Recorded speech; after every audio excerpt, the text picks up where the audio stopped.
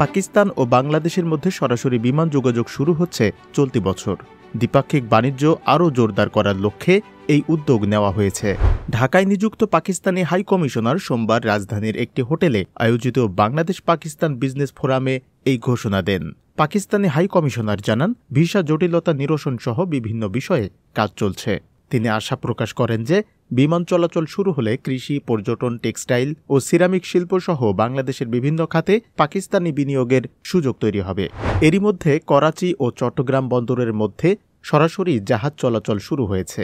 2023-24 অর্থ বছরে বাংলাদেশ পাকিস্তানে প্রায় $62 মিলিয়ন পণ্য রপ্তানি করেছে এবং আমদানি করেছে $627 মিলিয়ন পণ্য।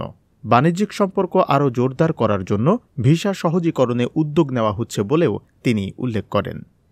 জবাবদিহি ডেস্ক রিপোর্ট।